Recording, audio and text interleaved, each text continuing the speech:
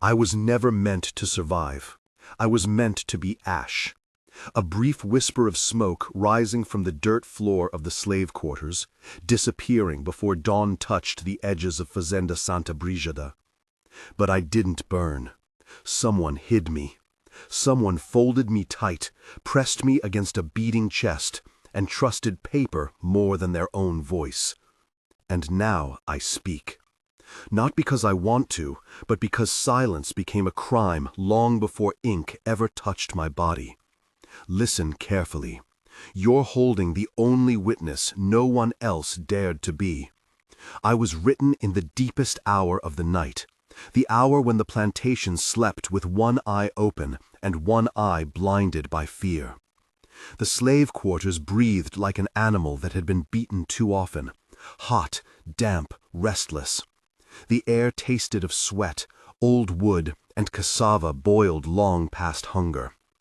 That night, the men lay in their corners, exhausted from the fields. But exhaustion doesn't protect anyone here, because that's when she came. The mistress, the lady of the house, the wife of the colonel, the angel in silk, the shadow in perfume, the kind smile that wilted into something else once the lamps went out. She always came after midnight, always alone. Always with the same quiet steps, steps that every man in the quarters could recognize even through dreams they prayed not to have. She would slip through the side path, her dress whispering against the sugarcane. She smelled of lavender and wine and power, the kind that doesn't ask permission because it never needed to. And when she entered the quarters, the room changed its breath. Men froze. Some pretended to sleep. Others prayed without moving their lips, because she didn't come for kindness, and no one could refuse her, not without paying a price that the flesh could not survive. I felt the man who wrote me tremble while describing her visits. His hand shook in such a way that the words look as if they were dragged out of him rather than written. He didn't dare write everything. There are things even ink refuses to hold. But he wrote enough. Enough for truth to have a shape.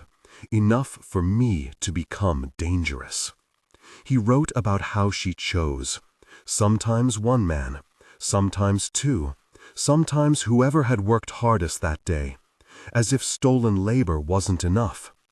She made them follow her into the back storeroom behind the quarters. A place that smelled of mold and secrets. She closed the door herself. She blew out the lamp herself. She dictated what happened in the dark with a voice soft enough to sound merciful and cruel enough to ruin a life. The next mornings always carried the same silence. No one spoke. No one met each other's eyes. The men walked slower, straighter, like soldiers returning from a war they were forbidden to name. The mistress returned to the big house. As if nothing had happened. Hair pinned, dress straightened, face washed in rose water. But the men? They carried her fingerprints like invisible shackles. My author said only one sentence about those nights. What she did in the dark was a punishment we had done nothing to earn. I remember the ink bleeding where he pressed too hard. But this story is not only about her. It is about the moment everything cracked. It began the night the colonel left for a political trip. The plantation was quiet, too quiet. The moon stretched white over the fields like a sheet pulled over a body. She came earlier than usual. Her perfume was stronger, her steps quicker. And she brought something with her that she never brought before. A lantern, a bright, trembling lantern. And she didn't go to the back storeroom. She entered the quarters fully, light and shadow spilling across every terrified face. She didn't whisper. She didn't hide.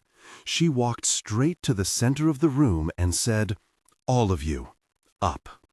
The silence was so thick I could feel it in the fibers of my paper even now. That night, she didn't choose one or two. She chose 5. 5 men standing in the center of the room, bare-chested from sleep, eyes wide with a terror no human should ever learn to feel. My author was one of them. His hand shook when he wrote that part, so violently that some letters broke into scratches. He wrote, "Her smile was the only light, and it was darker than the room." What followed was not described, not because he spared himself, but because some nightmares don't survive translation into words. He only wrote, "She used us until the night broke." And then, she said if we breathed a word, the Colonel would make sure we never breathed again. That was the night he decided to write me. He wrote me slowly at first, then urgently, like he was racing his own fate. Every word cut him. Every sentence was a risk, but he couldn't hold it anymore. Not in his lungs, not in his bones, not in the part of him the mistress had taken and twisted. He hid me beneath a loose floorboard in the corner near the old water bucket, a place where even rats feared going. I stayed there for days, until someone else found me. A girl, a young house servant with eyes too bright for a world too dark. She read me. Her hands shook so hard she almost tore me. And she was the one who made the mistake that changed everything. She told someone, not by speaking, by crying. And in this place, tears are louder than screams. The rumor slipped into the kitchen, then the laundry room, then the fields, then the driver's shed, until, finally, it climbed the steps of the big house. The Colonel heard it. He stormed into the quarters. Like a storm wearing boots, lantern in hand, rage in his breath, he shouted for the men to line up. He shouted for answers. He shouted for the truth. No one spoke, because speaking was death. But silence did not save them either. He found me. He ripped up floorboards until he pulled me from the dirt with his own bare hands. He read me in front of all of them. He read the fear. He read the shame. He read the nights his wife had carved herself out of the rules she demanded everyone else obey. When he finished, the room was made of stone. The men did not move. The mistress stood in the doorway, pale as moonlight, shaking in a way no one had ever seen her shake. And the Colonel whispered, "I decide what happens in this house." What followed was not justice. It was not rage. It was not protection. It was punishment. Brutal, humiliating, unforgettable punishment. A punishment so savage that the ground itself remembers. He punished the wrong people, because power always prefers the easy target. I will not write the details. Paper can hold blood, but not everything blood remembers. Just know this: the men lived, but something inside them didn't. The mistress lived, but something inside her broke. The Colonel lived, but the plantation never forgave him. And I survived, not because they allowed it, but because someone hid me again. Someone took me far from Santa Brígida. Someone wrapped me in cloth. Someone carried me across towns, rivers, borders, until I ended up where I am now, in your hands. I am the truth they couldn't bury.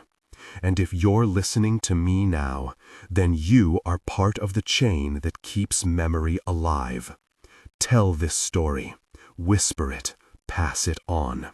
Do not let them silence it again, because silence was the first weapon, and truth is the last one.